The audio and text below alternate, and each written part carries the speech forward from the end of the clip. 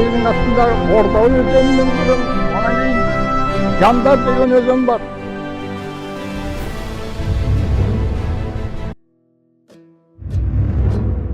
Он 19 ғасырдың екінші жартысында Ресейдің капиталистік өнеркәсібі мен Қазақстандағы ауыл шаруашылық өндірісі арасындағы қатынас күшейді. Сауда мен өсімқорлық, капитал Ресейдің орталық губерниялар мен Қазақстан арасында ғана емес, сонымен бірге өлкенің өз ішінде де тауар айналымының өсуін тездетті. Қазақ шаруашылығының рынокпен байланысының өсуіне патша өкіметінің саясаты зор ықпал жасады. Қазақтарға ақшалай көптеген салықтардың салынуы олардың өнімдерінің бір бөлігін рынок арқылы саудаға салуға мәжбүр етті. Мал мен астық барған сайын тауарға айналды. Міне, жаңағы осы жерде жаңағы адамдар малдарын әкеп, мына өзеннің бойы толған мал болады. Осында малшылар малды бағып жатады, осы өзеннің бойында. Мына жазық алпақ. Осы өзеннің суы қазірде емес, мол болған ғой, мол су. Осыдан кеп байлар малды осы жерден сатып алады да, малшылар осы жерде бағып жата береді. Керегін жаңағы байлар өздері жәрмеңке қашан жабылғанша осы малды пайдаланады. Әсіресе қой малын. Енді онда бір күнде бір қой, екі қой емес, жүзден мыңдап сойылады ғой бұғаны. Сонда қаншама осы. Бұл бірі Тал өзенінің, мынау екінші өзен дейміз бұл. Мынау Қарасу өзені. Енді оның астында Ордабай деген өзен бар. О да суы мол өзен. Егер жәрмеңке келетін жаңағы керуеншілер, саудагерлер, мынау орыстың жерінен, Сібірден шыққанда, анау көгеріп тұрған Көктау, Қоянды тауы. Ол әлгі кәдімгі мұхиттағы кемелердің бағдар жасайтын маяк сияқты. Ар жақтан Сібірден келеткен анау Қоянды тауын көреді. Қоянды тауына келгеннен кейін біз базарға келіп есептейді екен де, бер жағы сол төрт өзенді кесіп осы жәрмеңкеге келеді екен. Анау маяк Қоянды тауы. Реформадан кейінгі кезеңде ең ірі жәрмеңке Қоянды жәрмеңкесі немесе оның негізін қалаушының есімі бойынша Ботов жәрмеңкесі 1848 жылы құрылып, 19 ғасырдың 80 жылдарына дейін 25 мамырдан 25 маусымға дейін, ал 1882 жылдан 1 маусымнан 1 шілдеге дейін жұмыс істеді. 2 шақырымға дейін алқапты алып жатты. Ялутуров көпесі, Варнава, Ботов, Талды өзенінің Қарасор көліне құятын сағасына жақын жерге, Тоқпан тауының бауырындағы кең жазыққа өндіріс бұйымдары тиелген керуенін тоқтатып, еру жасайды. Мақсаты Қызылжар базарына мал айдап бара жатқан қазақтардың алдын тосып, олар үшін қат дүниелерді тірі тауарға айырбастау болатын. Қоянды жәрмеңкесінің қарыштап дамуына бірнеше қолайлы жағдай әсер етті. Ақайдың хасені туралы кезінде біраз жазылды.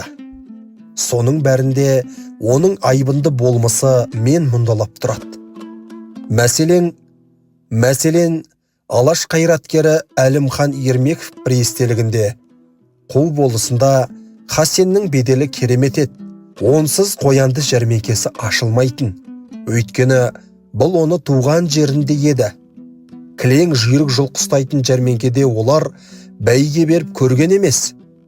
Ақайып сауданы демеп отырған. Мен оны қоғам қайраткері есебінде білемін. Біздер Әлихан Бөкейханов екеуміз оның ауылында болдық деп жазады. 1905 жылы Қоянды жәрмеңкесінде қабылданған қарқаралы петициясын қостаушылардың ішінде ауқатты адамдар көп болған. Ал Ақайдың қасені сол петицияны ұйымдастырушылардың бірі болды. Жәрмеңкенің қалған, аман есен қалған осы. Мына жекешеленіп 90 жылға шейін осы тұрды осындай. Төбесінің бәрі жабық. Мынау тақтайда ең сыртқы шатыры қызыл қаңылтырмен кеткен, қалың қаңылтырмен. Шипір емес кеткен, қаңылтырмен тұрған. Мынаның есіктерінің барлығы темір есіктер. Тек аман болды. Бұл әуелде Жәрмке тарағаннан кейін мұнда не болды? Май зауыты болды. Осында. Жан-жақта мына колхоздан сүт тасиды, сүт тасиды, осында май айырады. Содан көпке шейін бұл 70-ші жылға кейін болды да, онан кейін мына Қарағайлыда сондай зауыт ашылып, енді мына май зауыты тоқтап, сонан кейін майды, сүттің барлығын әлгі молоковозбенен, сүт таситын машинаменен Қарағайлыға жөнелтті. Онан кейін мынау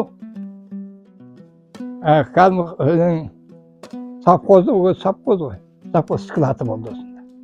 Әртүрлі материалдық склады болды. Bir жағында, анау жаңағы үлкен бөлмесінде қой қорқатын пункт болды. Қой қорықты. Онан кейін совхозы басында қой қорқытан пункт салды да, мынау совхоздың цемент тақтайтын склады болды. 90-шы жылға шейін мұнда осында цемент те болды. Әртүрлі заттарды есігі бәрі жабық, кәдімгідей пайдаланып келді. 90-шы жылға совхоз құлады, тарады. Тараған кезде енді осы өзіміздің адамдар төбесіндегі ең бірінші қаңылтырын алды, оның кейін мына тақтайын алды. Енді халықтың тұрмыс жағдайы нашарлағаннан кейін кейбір азаматтар мына темір есіктерді бір есікті шамына бір тонна болатын шығардай білейін. Көрдіңіз бе? Бәрі металлдан пайда жіберді. Мынау мен жатырмын ғой. Мына ішінде бөлме. Әрбір жаңағы әкелген заттарын осы жаңағы темір есік осы бөлмеде сақтайды. Өткен өтеді жәрмеңкеде. Бәрі өтпейді, кейбір өтпеген товарларды осында қалдырып кетеді. Осында тұрады. Ана кірпіштерді қараңызшы міне. Енді жаңағы осы жәрмеңке мысалы өндіріске де пайдасы болды ғой. Иә, мына Қарқаралыда кірпіш зауытын салыпты. Жаңағы купесті көрдіңіздер ме? Ол өндіріс қой. Содан әкелген кірпіштер. Мен арасын қараңызшы. Bir саңылау жоқ па мына кірпіштердің қалаған несінде.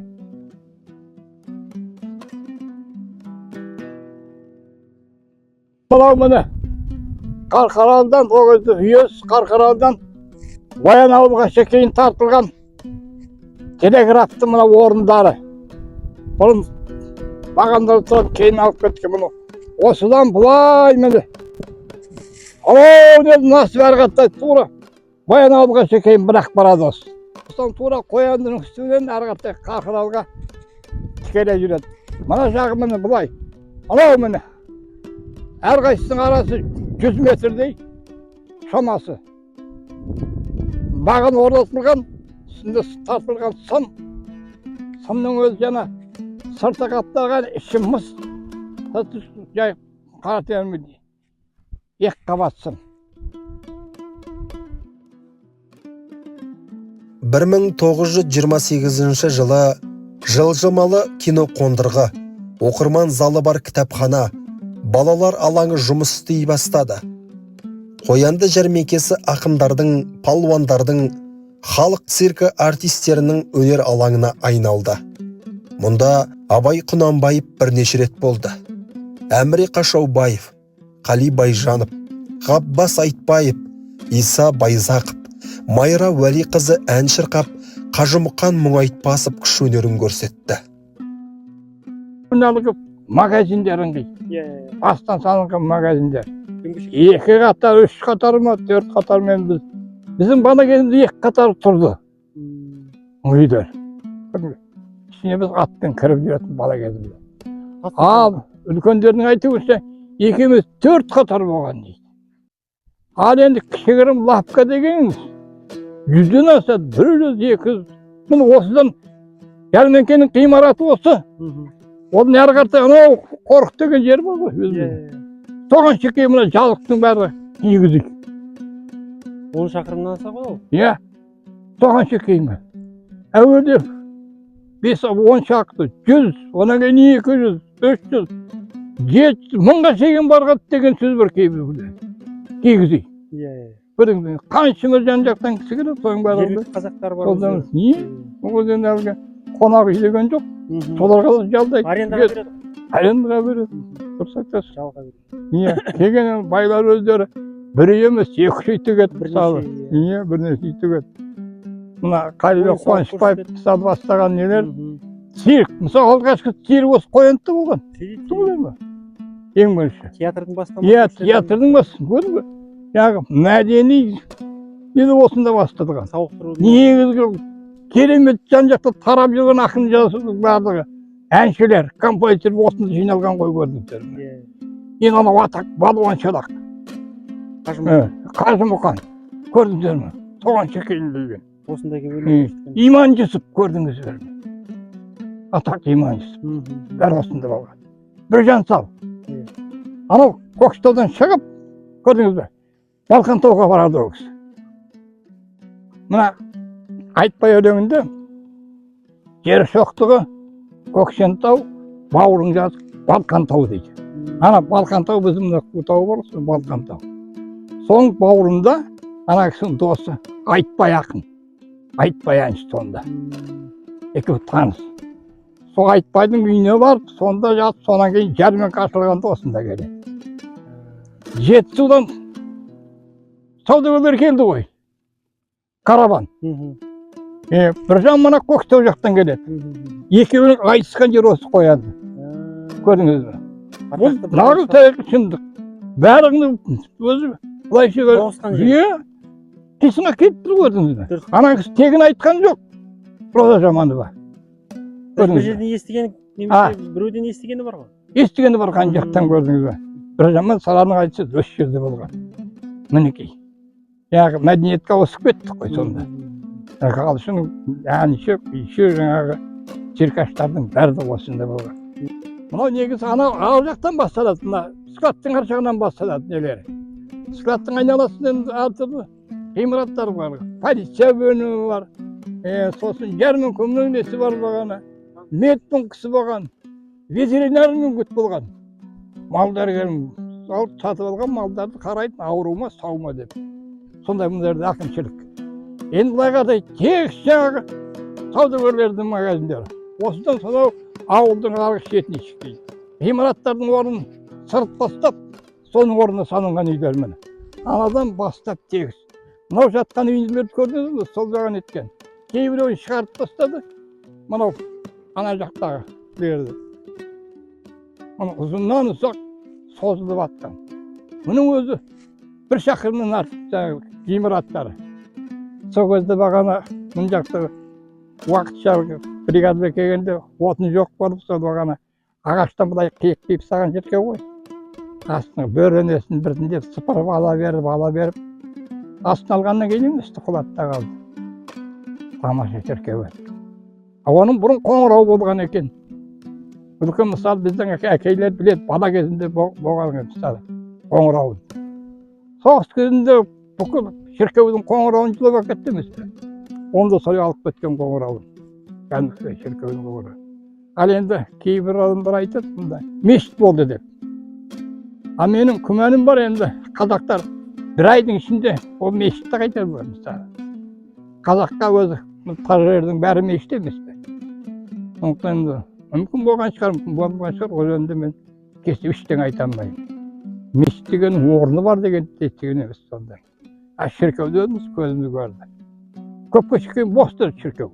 Біздің бала кезімізде. Біз шіркеудің ішіне шығып, төбесінде есі бар.